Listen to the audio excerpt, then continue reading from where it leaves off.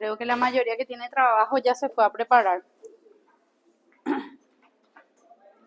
Bueno, en intestino grueso, el 98% de los cánceres son adenocarcinomas. O sea, la gran mayoría corresponde al extirpe, digamos, epitelial con formación glandular. Nacen de los pólipos, son asintomáticos durante años, pero producen síntomas en una fase curable, la mayoría de ellos. O sea, el cáncer de colon como tal, por más de que sea maligno, digamos así, como da sintomatología y si el paciente acude, se puede hacer un buen tratamiento comparando sobre todo con otras neoplasias. Hoy que dimos intestino delgado, por ejemplo, que da síntomas ya en estadios muy avanzados, o cáncer de estómago, cáncer gástrico que hemos dado que prácticamente cuando se dan síntomas es muy tarde, ¿verdad? 10% de las muertes relacionadas con cáncer en los Estados Unidos corresponden. La edad aparece entre 60 y 79 años. Si aparece en una persona joven, hay que pensar en colitis ulcerosa, ¿verdad? Que es uno de los síndromes que está asociado. Y la relación, digamos, hombre-mujer es 1:1, pero en tumores de recto es un poquito más frecuente en el sexo masculino. 1,21 es la proporción. La dieta. La ingesta excesiva de calorías en relación con los requerimientos está asociado. El bajo contenido de fibras que se consume no solamente en frutas, sino que también hoy día, como si ustedes miran en los supermercados, hay por ejemplo leche que ya viene con fibras, yogures que vienen con fibras, ¿verdad? Justamente evitando este tipo de neoplasias, ¿verdad? Contenido alto de hidratos de carbono, carnes rojas consumidas en exceso, ¿verdad?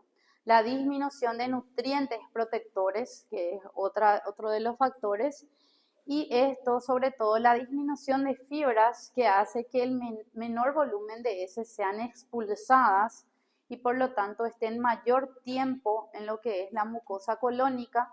Esto actúa como un factor estrés dañando la mucosa del colon como tal y altera la flora bacteriana intestinal y actúa, digamos, como un factor estrés, ya que estas, tanto la materia fecal como las bacterias en mayor tiempo en contacto con la mucosa, ya que el paciente está estreñido y no elimina de manera rápida. Por tanto, como dice ahí, también productos tóxicos como los hidratos de carbono consumir en alta cantidad, esto, digamos, nutre a las bacterias el alto contenido de hidratos de carbono y hace consecuentemente que las bacterias también sean como un factor estrés o que haya una disbiosis bacteriana donde las bacterias malas predominan y dañan por proceso inflamatorio la mucosa colónica y sea un factor de riesgo, ¿verdad? El colesterol también, las carnes rojas que tienen alto contenido de colesterol, sobre todo aquellas que tienen la grasita o tejido adiposo, ¿verdad? De lo que habíamos hablado, de los churrascos, ¿verdad? Ellos sobre todo actúan como potenciador a los ácidos biliares y eso hace que en el hígado, digamos, el hígado trabaje de manera atípica, vamos a decirlo así, ¿verdad? Tenga que trabajar sobre presión y también esto hace de que se vaya alterando como tal los ácidos biliares. En cuanto a AINES, habla de que sea protector en realidad. Si hablamos de la ubicación, y es algo que siguen hablando después, el año que viene los cirujanos, ¿verdad? ¿Dónde es la ubicación más frecuente del cáncer de colon, ¿verdad? Ciego y colon ascendente se estima que corresponde el 22%, el colon transverso 11%, el descendente como tal 6%, pero la neoplasia como tal se ubica mayormente en esta porción, en el recto y en el colon sigmoides en un 55% de casos. Otras zonas más raras, pero no así, que no estén descritas, como por ejemplo en el ángulo hepático o en el ángulo esplénico del colon también pueden estar ubicadas las neoplasias. El 99% ocurre como caso aislado, ¿verdad? También pueden existir a lo largo de todo el colon, ¿verdad? sea, generalmente o es de derecho o es de colon izquierdo lo que nos quiere decir, ¿verdad? O es en el sigmoide o es en el transverso. Pero que ocurra así de manera continua, eso es raro a no ser que tenga un síndrome. Por ejemplo, una PAF, ¿verdad? Una poliposis adenomatosa familiar que predispone a adenomas tubulares y eso hace que afecta a todo el colon, por ejemplo. Eso es muy raro. A no ser que tenga síndrome de Lynch. Síndrome de Lynch es el síndrome de cáncer colorectal no polipósico, donde no hay pólipos, pero tienen mutaciones genéticas que predisponen a varios tipos de neoplasias. Y aunque todos los carcinomas comienzan como in situ, ellos van evolucionando a un patrón infiltrante. Los tumores del colon proximal tienen una característica. Generalmente son masas de aspecto acoliflor o coviflor. Inclusive lo que estuvieron viendo, yo no sé si el viernes estuvieron viendo cáncer de colon. ¿Ustedes ya vieron cáncer de colon, Elías, el viernes? ¿No? Hay un grupo que ya vio cáncer de colon. Mucosecretante y no mucosecretante, ¿vieron? Ya vieron. Samu dice que sí. Hay uno que en una de las láminas parece un pólipo, el muco secretante, ¿verdad? Si tiene un pedículo y parece un coliflor mismo, ¿verdad? Y justamente ese más probable que sea de colon derecho.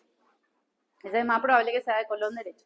¿Por qué? Porque tiene ese aspecto de coliflor o exofítico.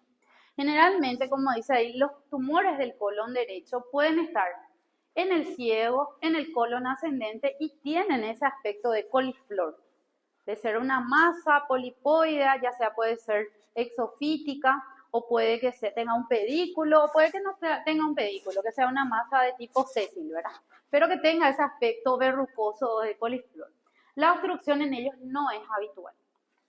Generalmente este es el aspecto, ¿verdad? Un aspecto de coliflor o coviflor, ¿verdad? Verrucoso, verruciforme, ¿verdad? Pero generalmente ellos no obstruyen el tránsito intestinal. Ahora, en el colon distal las lesiones son anulares. Anulares significa de que va haciendo como un anillo fibrosado y estenosado, y esto sí puede debutar como una oclusión intestinal, los de colon izquierdo. Por eso le llaman lesiones en servilletero. ¿Conocen el servilletero, verdad? El portaguardanapo que hay en las cantinas comunes, ese que es así cuadradito y que de ahí se saca la servilleta, ¿verdad? Ese aspecto de servilletero tienen los tumores de colon izquierdo, ya que son anulares, fibrosados, van fibrosando la pared, vamos a decirlo así, y eso hace de que pueda el paciente debutar directamente como una oclusión intestinal. Aquí nos habla de que los márgenes son estenosados, sobreelevados, pueden tener un patrón arrosariado, como unas cuentas de rosario, o ser firmes. La luz aparece muy estrecha y suele generalmente producir distensión del intestino proximal. Esta es la lesión que le llama en servilletero o anular, de aspecto a un anillo que va penetrando las capas del intestino y hace que se fibrose y estenose y pueda hacer una obstrucción intestinal. Esto es el recto, donde realmente en esos casos no son tan comunes que sea exofítico, pero aquí nos muestra una excepción, ¿verdad? O sea, nos dice que en medicina no es que siempre va a ser en el colon derecho exofítico, sino que lo habitual es que en colon derecho sea exofítico, coliflor. Colon izquierdo, estenosante, fibrosante o anular, como se llama, ¿verdad? Pero que puede existir también que sea de colon izquierdo y tenga un aspecto exofítico, solo que no es lo común, ¿verdad? No es la regla. Ambas formas de neoplasia pueden estar en diferentes estadios. Pueden que ellos estén invadiendo mucosa y submucosa, mucosa y muscular interna, o sea, hasta la muscular interna, hasta la muscular externa o hasta la serosa. Y depende de eso para saber el estadio justamente del famoso TNM. A diferencia de la macroscopía, por microscopía es idéntico. O sea, si ustedes están mirando la lámina de adenocarcinoma de colon, la gente que vio ya el viernes o que vamos a ver hoy, al mirar no vamos a saber si es del colon derecho o izquierdo, ya que los dos tienen la misma característica, ¿verdad? Pero sí por esa masa, el que les dije que parece un coviflor, una coliflor que vamos a ver hoy, ahí podemos sospechar, probablemente sea del colon derecho, ¿verdad? Por el aspecto. Pero por microscopía son similares. Aquí nos muestra cómo va cambiando el colon normal, ¿verdad? O va formando lo que son los adenomas, los pólipos que llamábamos de tipo sésil o pediculado. Al mismo tiempo que van ocurriendo alteraciones en el epitelio, en la mucosa van ocurriendo mutaciones. O sea, no es una mutación única, sino que es una mutación escalonada. Por ejemplo, nos dice que desde una mucosa normal a una mucosa en riesgo, o sea, donde ya hay una inflamación, un proceso inflamatorio, ¿verdad? Empiezan a haber mutaciones en la APC y en la beta-catenina, por ejemplo. Luego, y cuando aparecen mutación, o sea, cuando aparecen los adenomas por microscopía, ya hay mutaciones en el KRAS, en el cromosoma 12P, por ejemplo. O cuando hay ya un pólipo y ya presenta displasia, por ejemplo, ya tiene otras mutaciones como en el LOCH, en el cromosoma 18q21, en la SMAD, que es otro marcador. Entonces así sucesivamente van ocurriendo múltiples mutaciones para que ocurra un carcinoma. O sea, los cambios en el epitelio son paralelos a los cambios observados de manera genética, de manera molecular. Entonces aquí vamos a ir observando la formación de glándulas atípicas que vamos a poder diferenciar, donde hay una distorsión de la arquitectura primeramente, las glándulas. Normalmente las glándulas tienen un mismo tamaño, o por lo menos aproximadamente el mismo tamaño. En esto ya vamos a ver una distorsión glandular donde las glándulas van a ser de gran tamaño y van a empezar a tener características de malignidad que habíamos definido desde el primer capítulo de la neoplasia.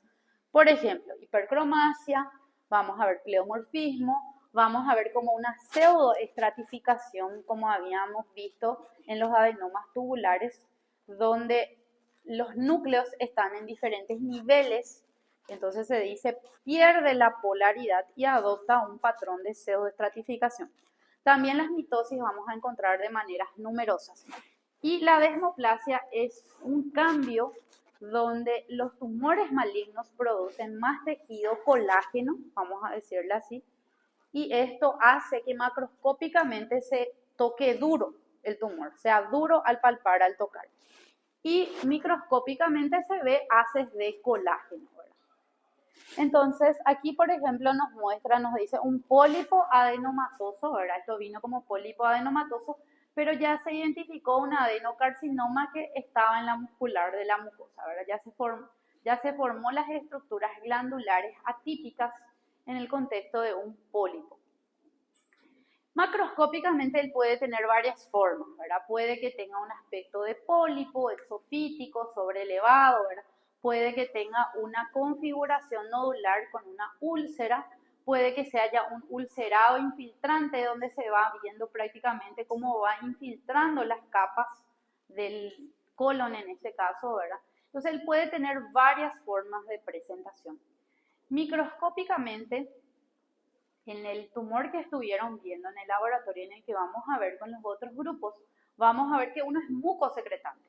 El mucosecretante se produce porque, si ustedes recuerdan, los tumores malignos, y una de las características era que podían empezar a producir secreciones que no corresponden, ¿verdad? Por ejemplo, en el colon hasta que, bueno, hay células caliciformes y se puede producir mucina, ¿verdad? Pero, por ejemplo, en el ovario, como vamos a ver en tumores de ovario, mucosecretantes también, se forma moco. Y en el ovario realmente no tenemos por qué ver secreción de moco. O en otras neoplasias, como en el apéndice, también vamos a ver con secreción de moco, ¿verdad? Entonces, ellos van produciendo moco y en este caso nosotros en la macroscopía ya sospechamos, vemos una neoplasia de bordes irregulares y vemos esto que le llamamos de aspecto mucinoso o gelatinoso.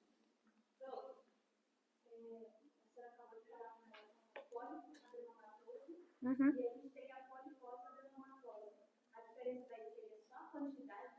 El pólipo adenomatoso es el adenoma tubular. Se le llama también pólipo adenomatoso con displasia de bajo o de alto grado a los adenomas, ya sea tubulares, vellosos, túbulo velloso. Y la poliposis familiar es por la cantidad de pólipos, que es mínimo 100. Pero son adenomas tubulares también. ¿Me entendés? Por la cantidad del síndrome. Entonces, ya por la macro, nosotros sospechamos que sea mucosecretante. Este, por ejemplo, si ustedes observan, es una pieza de colectomía. Vemos una masa estenosante, que parece así como fibrosado, ¿verdad? ¿Qué lado de colon les parece que esto es? izquierdo, ¿verdad? El izquierdo es el que hace estenosa la luz y hace un patrón que le llaman servilletero. El adenocarcinoma vamos a clasificarlo de acuerdo al porcentaje de formación de glándulas. Grado 1, ¿se acuerdan que era más del 95% de formación de glándulas y atipia leve? Grado 2, o moderadamente diferenciado, entre el 50 y el 95% formaba glándulas y la atipia era moderada. Y es nuestra lámina de laboratorio. En el laboratorio, digamos, adenocarcinoma es sumamente fácil porque los dos son moderadamente diferenciados y los dos infiltran hasta la capa muscular. O sea, va a ser rápida esas láminas, mirar, eso no se preocupen, es bien rapidito. Y luego está el pobremente diferenciado, donde menos del 50% forma glándulas o se ven nidos de células sólidas o en sábanas de células y la atipia ya era severa. En este caso nos habla de que esto es moderadamente diferenciado y tenemos que tener en cuenta el porcentaje de glándulas y la atipia. Aquí también nos habla, este es un adenocarcinoma, nos dice que es moderadamente diferenciado, tiene glándulas irregulares con secreción y que están como compactas, a eso le llama apiñada y se ve que tiene mucina, o sea, es mucosecretante. Muchos tumores producen mucina, que es lo que va invadiendo las diferentes capas del intestino y hace que el proceso neoplásico se extienda rápidamente y empeore el pronóstico. En la práctica real, nosotros decimos adenocarcinoma moderadamente diferenciado grado 2 o adenocarcinoma moderadamente diferenciado grado 2 mucosecretante. No se dice no mucosecretante como está en el laboratorio. En el laboratorio lo pusimos así para que ustedes puedan diferenciar nada más el que no secreta moco y el que secreta moco. Pero en la práctica real, el clásico es moderadamente diferenciado grado 2. No hace falta colocar no mucosecretante, ¿verdad? Ahora, si existen variantes como mucosecretante, se coloca, ¿verdad? También puede existir el patrón en anillo de sello. El patrón de anillo de sello, si está presente, esto nos habla de un pobre pronóstico, ¿verdad? Así como en gastro. Y el núcleo es empujado hacia la periferia por la mucina, adoptando la forma de un anillo. Ellos hacen metástasis rápidamente a los ganglios, por eso es que en una disección de colon, supongamos que es una colectomía derecha, se extirpan mínimamente 12 ganglios, tiene que sacar el cirujano para que eso pueda ser evaluado por nosotros, ¿verdad? Y generalmente cuanto más ganglios están comprometidos, nos habla de un peor pronóstico. Aquí, por ejemplo, la histoarquitectura del ganglio está sustituida por formación de desmoplasia, que es el colágeno, ¿verdad? Y formación de estructuras glandulares. Es posible también observar diferenciación endocrina, también se puede observar diferenciación escamosa, o sea, existen los adenocarcinomas o carcinomas adenoscamosos, ¿verdad? Con formación de epitelio escamoso. También en contraste con el cáncer colorectal, ¿verdad? Donde existen tumores carcinoides, aquí también pueden existir tumores carcinoides y un subgrupo tiene exclusivamente células escamosas, pero es más raro. Entonces aquí, por ejemplo, nos muestra epitelio escamoso y aquí vemos formación de glándulas. Entonces tiene los dos y es adeno de glándulas y escamoso de epitelio escamoso. El escamoso puro existe, pero es muy raro, muy raro que ocurra. Esta es una clasificación que es muy vieja, que es el Aster y Kohler. Nosotros realmente en la práctica actual no la usamos, pero en el libro de cirugía menciona. En el libro de cirugía que van a ver el año que viene menciona. Y es muy fácil de entender. Le clasifica A, que es tumor que está en la mucosa, solo en el epitelio. B1, que llega a la muscular propia sin sobrepasarla. B2, que sobrepasa la muscular propia. B3, que infiltra órganos adyacentes. C1, que está limitado a la pared, que puede estar en la muscular interna, externa, pero ya hay metástasis ganglionares. C2, que sobrepasa la pared, o sea, llegó hasta la serosa, por ejemplo, más metástasis. C3, que ya llega a otros órganos. Y este es el TNM, ¿verdad? El famoso TNM que yo les dije que todos los órganos tienen su TNM, solo que yo no les doy para que no sea más largo, pero aquí les voy a mostrar para que puedan saber cómo es que esto se cataloga, ¿verdad? T es de tumor, N es de nódulos o ganglios y M es de metástasis.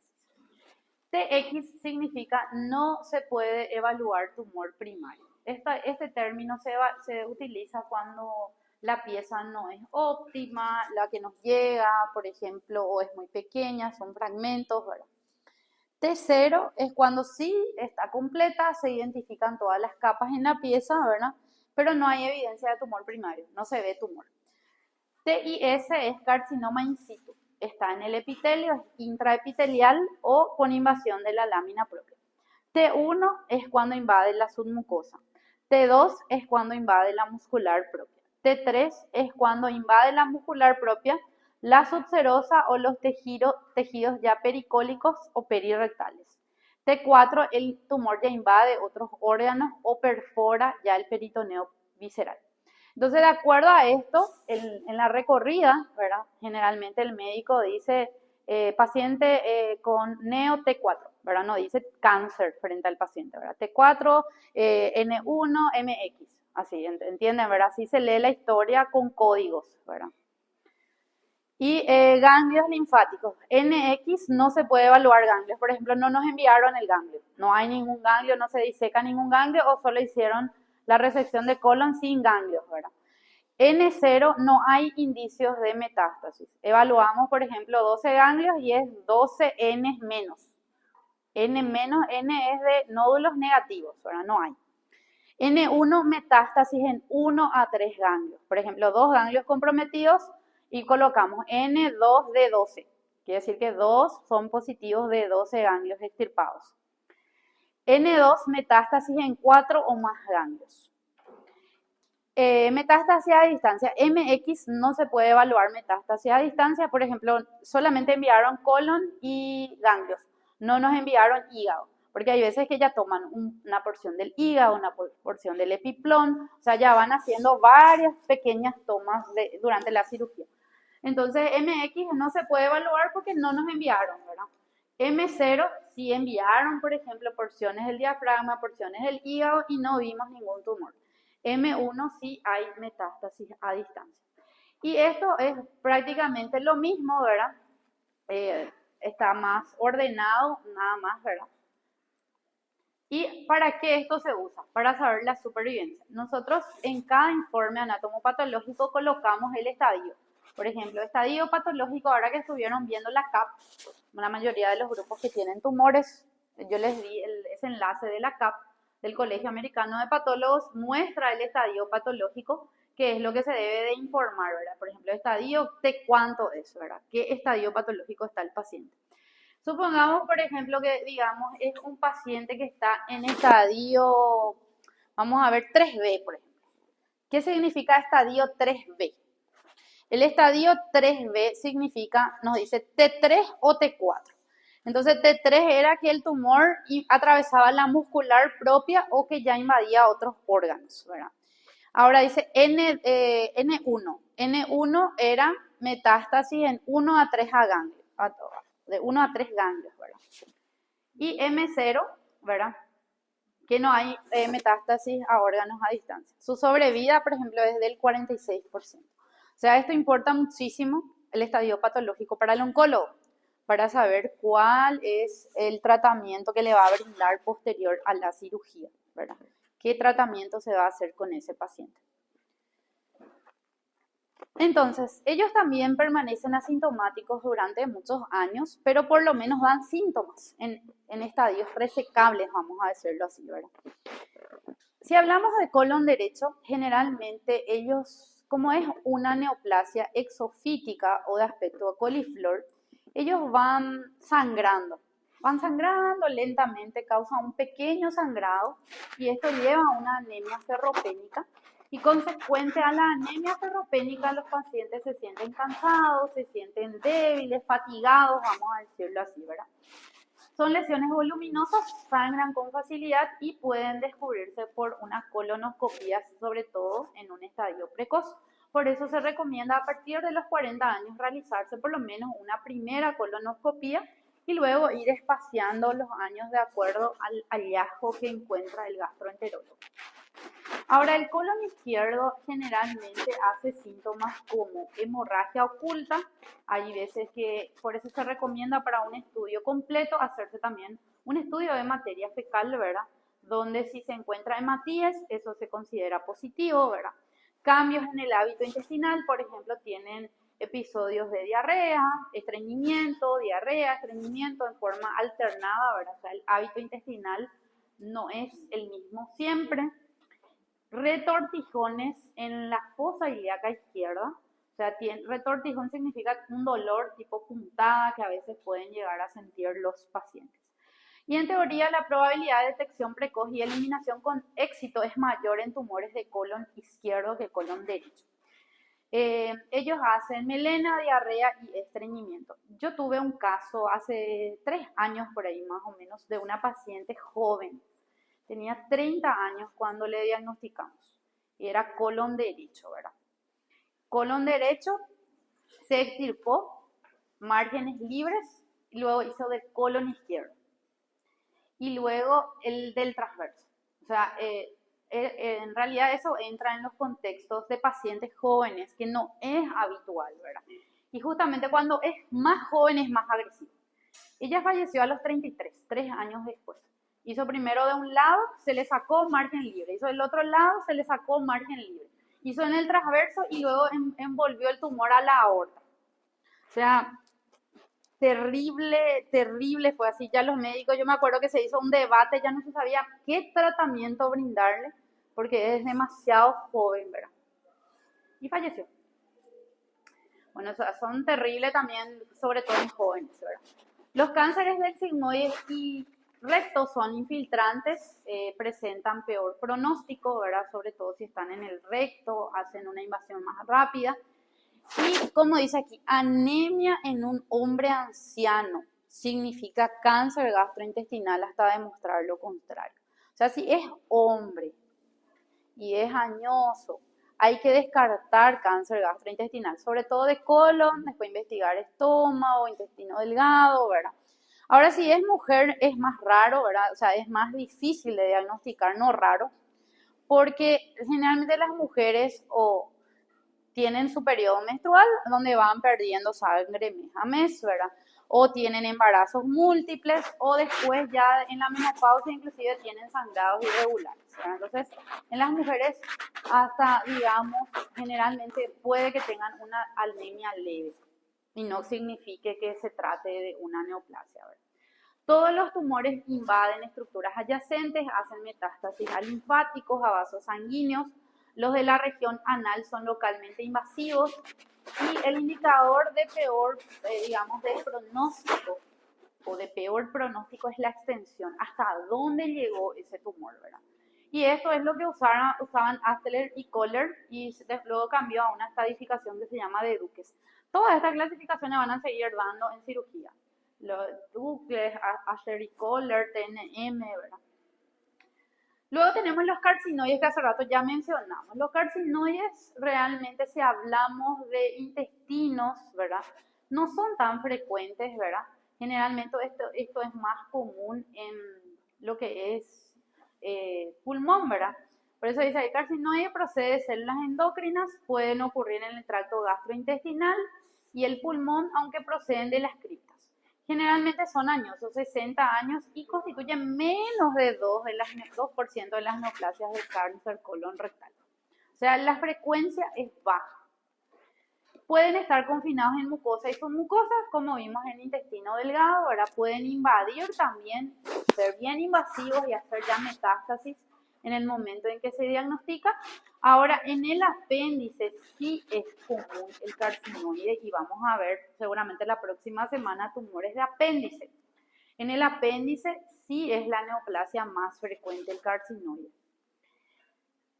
En contraste, el 90% de los carcinoides ileales, gástricos y colónicos se han penetrado hasta la mitad de la muscular o se han extendido a ganglios linfáticos como hígado en el momento del diagnóstico. En el apéndice, ¿verdad? Es la localización más común de los carcinoides, seguido del intestino delgado, sobre todo en el íleon, y luego existen en el recto, en el estómago o en el colon. Los originados en estómago y colon son multicéntricos, existe más de un tumor, la mucosa puede permanecer intacta o verse como un área ulcerada, también puede invadir el mesenterio. Tienen ese color amarillo, como vimos hace rato en intestino delgado, por la gran secreción de sustancias que pueden llegar a liberar o a producir, extremadamente firmes debido a la desmoplasia que van fibrosando y penetrando en intestino delgado, por ejemplo, puede causar obstrucción. En el apéndice, si es carcinoide, nosotros recibimos el apéndice, cortamos de manera seriada y vamos evaluando parte por parte. Si vemos áreas amarillas, eso nos llama más la atención y generalmente se localiza en la punta del apéndice, donde es la ubicación más frecuente.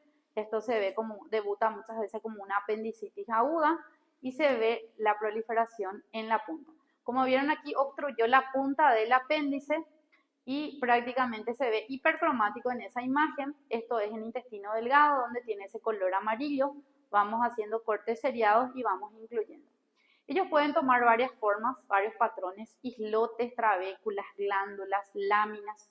Y las células son iguales, monótonas con la cromatina famosa de sal y pimienta, escaso pleomorfismo, mitosis escasas o ausentes. Entonces este es el famoso tumor carcinoide o neuroendocrino, donde forman nidos de células compactas, monótonas, parecidas unas con otras, citoplasma rosado y granulaciones, que es el que le da el nombre de cromatina en sal y pimienta. Este es otro carcinoide a nivel del recto, donde va formando un patrón como en trabéculas. Puede ser asintomático totalmente o puede tener síntomas como por ejemplo en el estómago, liberan productos como gastrina y causan un síndrome que se llama de Zollinger-Ellison, o pueden que hagan un síndrome de Cushing. Algunas hacen el síndrome carcinoide y ocurre entre 1 a 20% de metástasis en estos pacientes. Se cree que es por la producción de serotonina. Trastornos vasomotores también pueden producir, como enrojecimiento cutáneo, hipermotilidad intestinal, que pueden hacer náuseas, vómitos, crisis asmáticas como sibilancias, tos, disnea, alteraciones cardíacas también pueden estar presentes. La supervivencia a los 5 años es del 90%, o sea, el carcinoide en todos los lugares, digamos, generalmente tiene buen pronóstico por más de que sea maligno. A no ser que ya hizo metástasis, a no ser que ya es bien diseminado, bien difuso la neoplasia. Ahora, si es generalizado, suele causar la muerte. Linfoma. El linfoma gastrointestinal también puede ocurrir en el colon, ¿verdad? 1 a 4% de las neoplasias de colon son linfomas.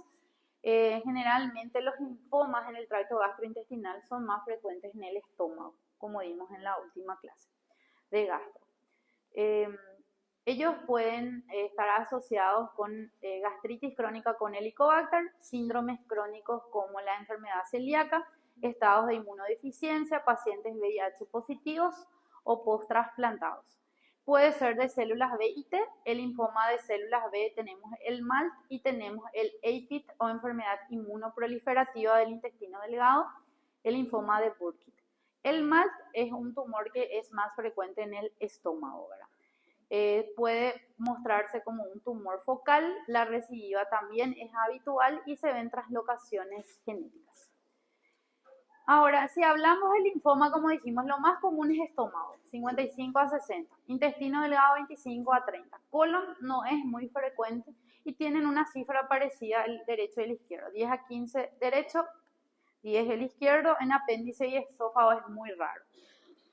El APIT o enfermedad linfoplasmocitaria del Mediterráneo se le llama, existen numerosos plasmocitos, síndrome de mala absorción y pérdida de peso. Puede ocurrir en niños y adultos jóvenes. Su causa no se sabe, pero se piensa que tal vez sea un proceso infeccioso que juega un papel importante. El linfoma de células T es más común en celiaquía, como dijimos, y más común en intestino delgado proximal. Ellos se pueden presentar con infiltración de mucosa y submucosa, puede que se borre completamente la arquitectura, puede que formen úlceras o puede que aparezcan como masas fungosas. Los linfocitos atípicos van invadiendo las glándulas, lo que conocemos como lesión linfoepitelial. También se ve un infiltrado monótono de linfocitos atípicos, sobre todo de tipo B, y generalmente puede ser de bajo o de alto grado si se habla de linfoma de células B. Ahora el de T siempre es de alto grado cuando afecta al intestino. Su diagnóstico realmente es por inmunohistoquímica. Solamente se informa como proceso linfoproliferativo y se solicita tinciones de inmunohistoquímica. La detección precoz es la clave para la supervivencia, si hablamos de intestino delgado o grueso. A los 10 años, si es localizada, mucosa y submucosa, la sobrevida es del 85%. Como regla, invasión, tamaño del tumor, grado histológico, extensión a las vísceras son los factores más importantes para poder determinar el pronóstico del paciente. Otras neoplasias que pueden ocurrir raras son el lipoma, por ejemplo, que también puede ocurrir y estar en la submucosa como una formación polipoidea, como hemos hablado en la clase de pólipos. Son bien delimitados, o los leiomiomas y leiomiosarcomas que se ven también como una formación polipoidea. Estos pueden llegar a ser grandes. Hay veces que esto por la tomografía, por ejemplo, el médico ve como una masa polipoidea, ¿verdad? Coloca probable tumor maligno, ¿verdad? Sin embargo, nosotros hacemos un corte y vemos que tiene tejido adiposo. Ya decimos por macro, esto es completamente benigno y el pronóstico es excelente, ¿verdad? Si hablamos de lipoma o si hablamos, por ejemplo, de un leiomioma. Un leiomiosarcoma no tiene tampoco buen pronóstico. Entonces, estos serían un hallazgo fortuito. Los GITS dijimos que también es frecuente en estómago, intestino delgado y grueso. Realmente en el grueso sobre todo es muy raro. También puede ocurrir a cualquier edad.